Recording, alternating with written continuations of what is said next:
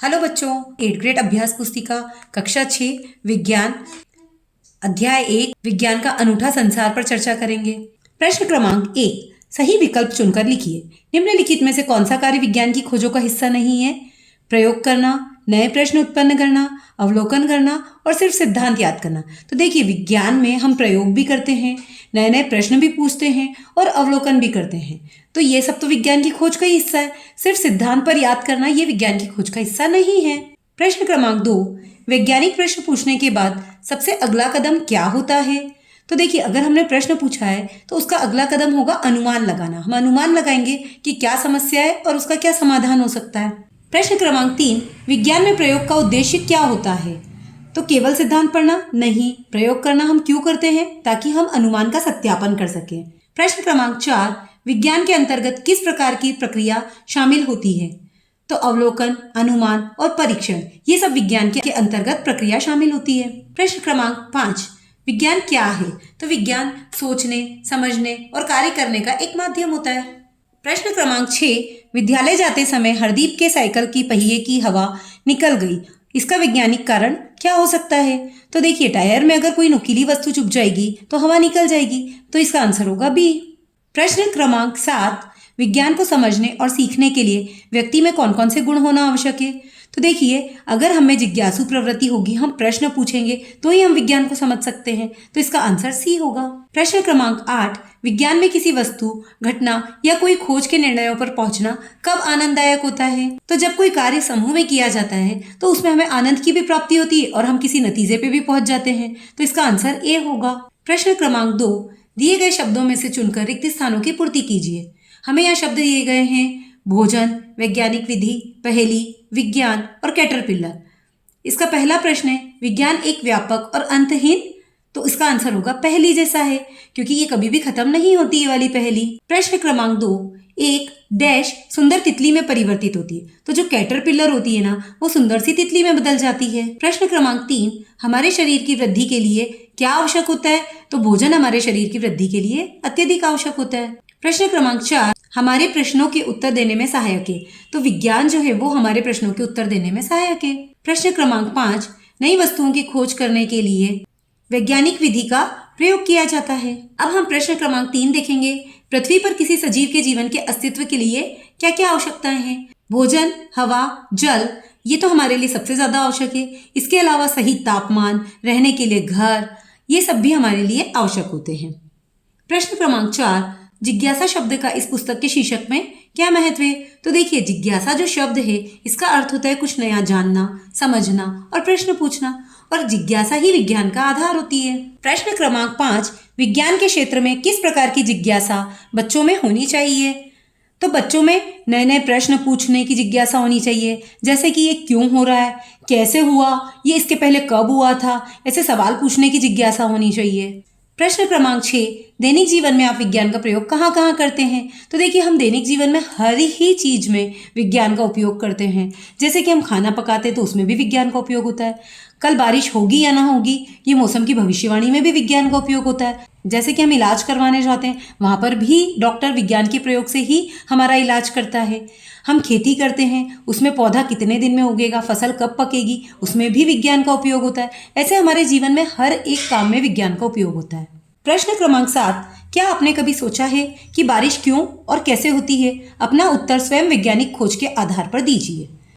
तो देखिए, जब जल वाष्प ऊपर उठता है तो वो संघनित हो जाती है और वो पानी की छोटी छोटी बूंदें बन जाती है। ये बूंदें आपस में मिलकर बड़ी हो जाती है और वो इतनी भारी हो जाती है कि गुरुत्वाकर्षण के कारण पृथ्वी उन्हें अपनी ओर खींच लेती है और वे बारिश के रूप में जमीन पर गिर जाती है। प्रश्न क्रमांक 8, विज्ञान के अध्ययन के दौरान प्रश्न पूछना क्यों महत्वपूर्ण है? तो देखिए, प्रश्न पूछना इसलिए महत्वपूर्ण है क्योंकि जब हम प्रश्न पूछते हैं तो हमारी जिज्ञासा और समझ बढ़ती है। नए नए प्रश्न व उत्तर से हमारी समझ विकसित होती है और हम दुनिया को बेहतर रूप से समझ पाते हैं। प्रश्न पूछने की प्रक्रिया हमें बुद्धिमान बनाती है। प्रश्न क्रमांक 9, क्या आपने कभी देखा है कि रात में सितारे चमकते क्यों दिखाई देते हैं? इसका वैज्ञानिक कारण क्या है? उत्तर, क्योंकि तारे हमसे अत्यधिक दूर होते हैं और पृथ्वी का वायुमंडल उनके प्रकाश को मोड़ देता है। वायुमंडलीय अपवर्तन के कारण तारे का प्रकाश पृथ्वी की वायुमंडल की विभिन्न परतों से गुजरते हुए अपना मार्ग बदल देता है, इसीलिए रात में हमें सितारे चमकते हुए दिखाई देते हैं। प्रश्न क्रमांक 10, वैज्ञानिक कौन होते हैं और वे क्या कार्य करते हैं। तो देखिए, वैज्ञानिक वह होते हैं जो व्यवस्थित ढंग से अनुसंधान और सबूत इकट्ठा करके कार्य करते हैं।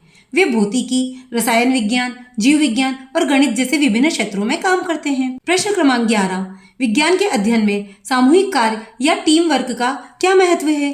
तो देखिए, सामूहिक कार्य जो होता है उससे हम एक दूसरे से सीखते हैं, समस्याओं को मिलकर सुलझाते हैं, एक दूसरे की गलतियों को सुधारते हैं और नए नए विचारों का आदान प्रदान होता है। इससे हमारा कार्य आसान और जल्दी हो जाता है। प्रश्न क्रमांक 12, विज्ञान का अध्ययन करते समय किन मूल्यों को अपनाना चाहिए। तो विज्ञान का अध्ययन करते समय हमें जिज्ञासा, अवलोकन, तर्क, सहयोग, जिम्मेदारी और ईमानदारी को अपनाना चाहिए। प्रश्न क्रमांक 13, आप अपने जीवन में जिज्ञासा का क्या महत्व मानते हैं। तो देखिए, जिज्ञासा जो होती है वो हमें नई नई चीजें जानने, सीखने, समझने और नई खोज करने में सहायता करती है। प्रश्न क्रमांक 14, आपके अनुसार पृथ्वी पर जल की क्या भूमिका है। तो देखिए, जल जो है वो हमारे जीवन के लिए अत्यधिक आवश्यक होता है। इसके बिना जीवन संभव नहीं है।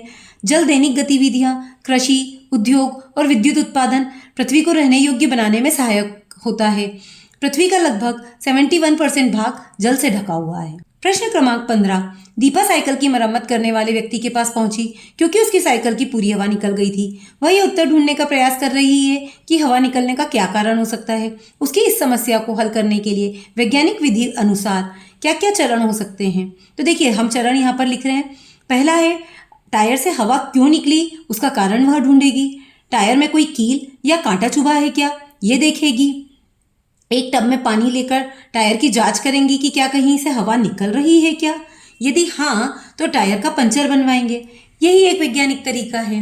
प्रश्न क्रमांक 16, आपने अपने जीवन में विज्ञान की कौन कौन सी प्रक्रियाओं को अपनाया है, उदाहरण सहित वर्णन कीजिए। तो देखिए, जीवन में हमारी जो भी समस्याएं होती है उन सभी को हल करने के लिए हम वैज्ञानिक विधि का ही उपयोग करते हैं। जैसे कि एक समस्या हमने यहाँ पर ली है, जब बल्ब जलते जलते बंद हो जाता है तो हम क्या करते हैं, सबसे पहले उसे ध्यान से देखेंगे कि क्यों बंद हो गया है, क्या उसका फिलामेंट टूट गया है या कनेक्शन में गड़बड़ी है। फिलामेंट अगर टूट चुका है तो फिर बल्ब को बदल देंगे और ऐसे समस्या का समाधान कर लेंगे। प्रश्न क्रमांक 17, विज्ञान हमें प्राकृतिक दुनिया को समझने में कैसे मदद करता है।